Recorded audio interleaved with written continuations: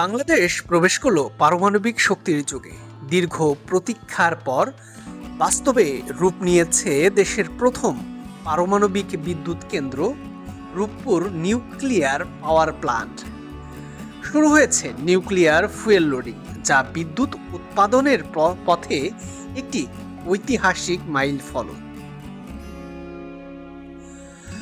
বহু বছরের পরিকল্পনা, আন্তর্জাতিক সহযোগিতা এবং হাজারো মানুষের শ্রমে অবশেষে বাস্তবে রূপ নিয়েছে রূপপুর পারমাণবিক বিদ্যুৎ কেন্দ্র।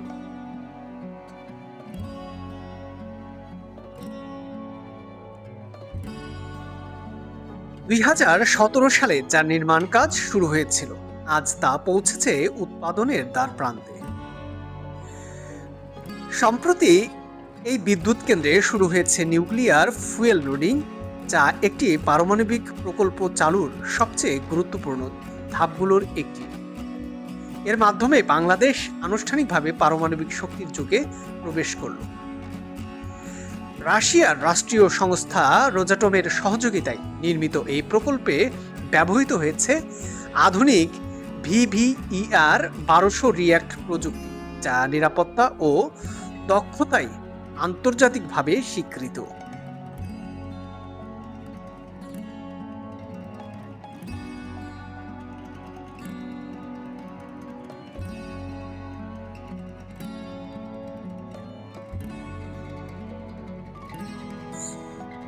দুটি ইউনিট নিয়ে গড়ে ওঠা এই প্রকল্পের প্রতিটির উৎপাদন ক্ষমতা 1200 মেগাওয়াট। পূর্ণ সক্ষমতায় চালু হলে জাতীয় গ্রিডে যুক্ত হবে মোট 2400 মেগাওয়াট বিদ্যুৎ।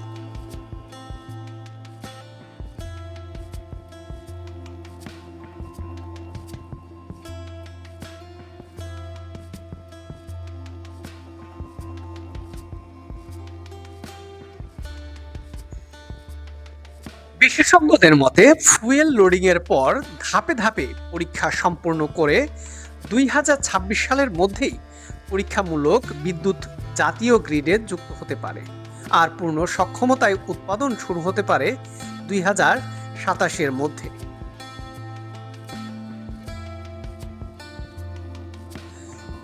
রূপপুর পারমাণবিক বিদ্যুৎ কেন্দ্র এখন শুধু একটি প্রকল্প নয়, এটি বাংলাদেশের জ্বালানি নিরাপত্তার ভবিষ্যৎ।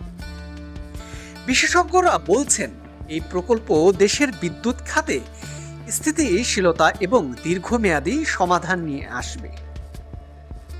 এই প্রকল্প বাস্তবায়নের মাধ্যমে বাংলাদেশ এখন বিশ্বের সেই দেশগুলোর কাতারে যুক্ত হলো, যারা পারমাণবিক শক্তি ব্যবহার করে বিদ্যুৎ উৎপাদনের পথে এগিয়ে যাচ্ছে।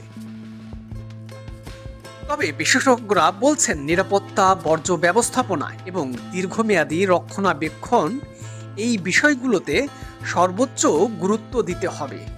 তবে সব মিলিয়ে রূপপুর পারমাণবিক বিদ্যুৎ কেন্দ্র বাস্তবে রূপ নিয়ে বাংলাদেশের জ্বালানি খাতে এক নতুন যুগের সূচনা করেছে।